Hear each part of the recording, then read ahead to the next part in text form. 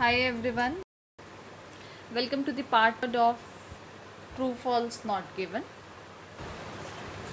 Strategies you remember. If the same meaning is there in the reading passage, answer will be true in that case.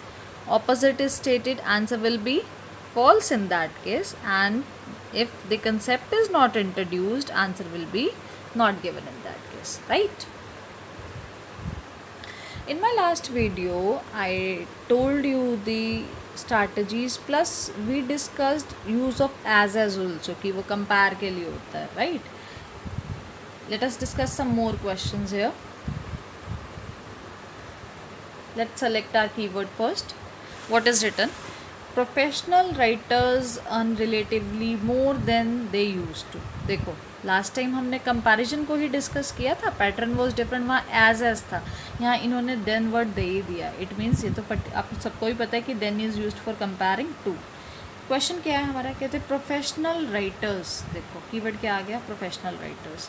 उनके earning की बात कर रहे हैं. They earn relatively more than they used to.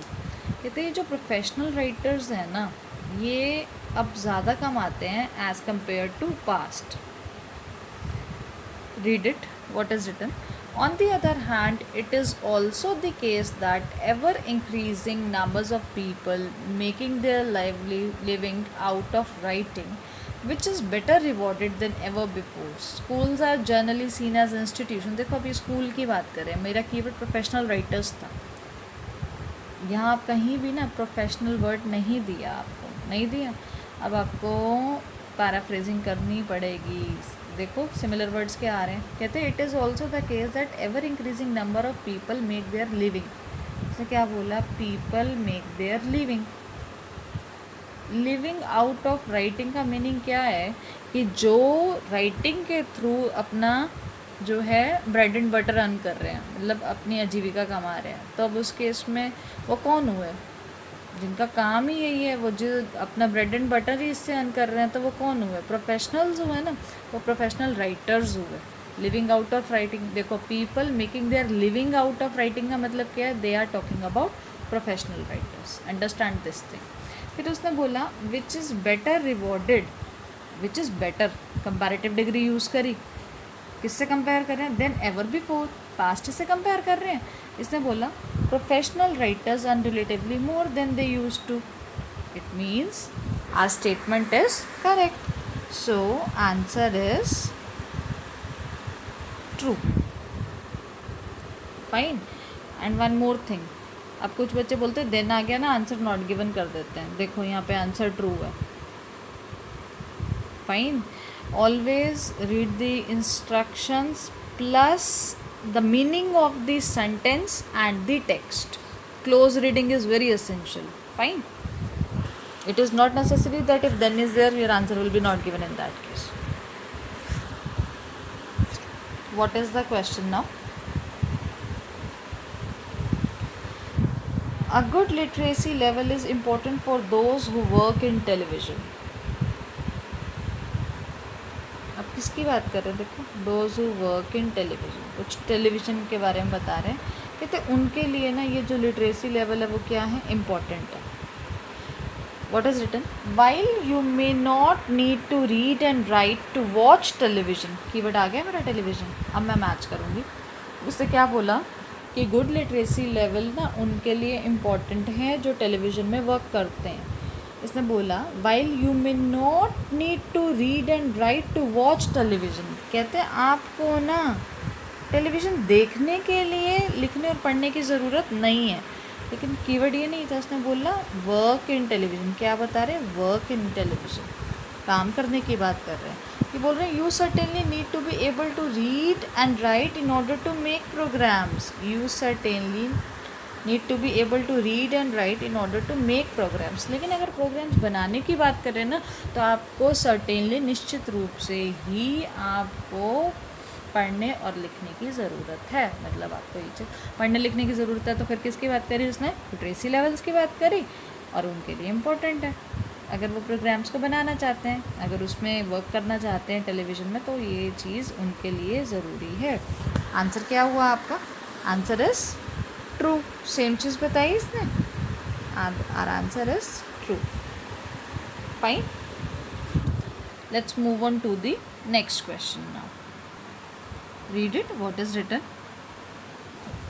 Computers are having a negative impact on literacy in schools. What is the keyword? Computers की बात कर रहे हैं, right? ये क्या बता रहे हैं? कहते हैं computers are having a negative impact. Negative impact on what? On literacy in schools.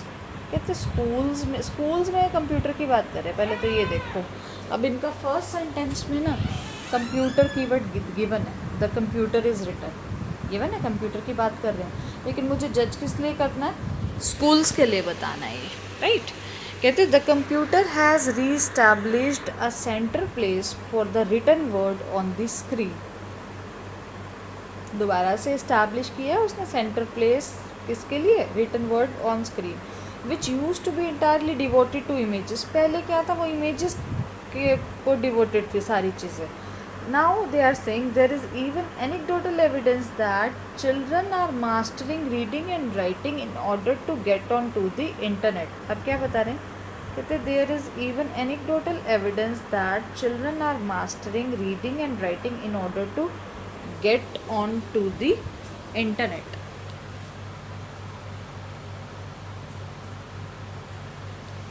अब वो क्या समझाना चाह रहे हैं हमें? देखो, मास्टरिंग क्या है? बच्चे जो है उस चीज़ पे कमांड रख रहे हैं अपनी. किस चीज़ पे कमांड रखने की बात कर रहे हैं? देखो, reading and writing. Reading and writing किसका सिनोनिम है यहाँ पे? लिटरेसी लेवल का.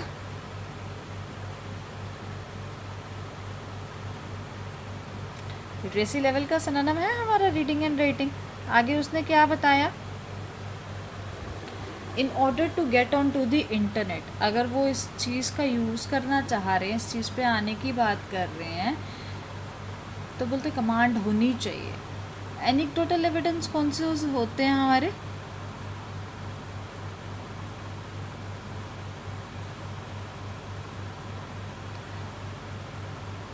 कहते ये ना ज़रूरी नहीं है कि ये चीज़ रिलायबल हो. ये चीज़ें बेस्ड हैं पर्सनल अकाउंट्स पे रादर देन फैक्ट्स और रिसर्च, राइट? तो अब ये बता रहे हैं कि computers are having a negative impact. ये तो बोल रहे हैं कि नेगेटिव इम्पैक्ट है, लेकिन यहाँ तो बोला बच्चे जो है चिल्ड्रन आर मास्टरिंग. वो इसको तो मास्टरिंग का मतलब है इस चीज़ पे कमांड ला रहे हैं, तो इस चीज़ पे तो पॉजिटिव बता रहे हैं, और ये क्वेश्चन बोल रहे हैं कि नेगेटिव बता रहे हैं. ऑपोजिट आया, ऑपोजिट है, तो आंसर क्या होगा इस केस में? False.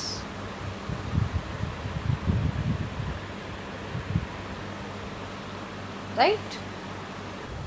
Now you won't be facing any problem in true false not given. These lessons will help you a lot, so revise it again. Thank you.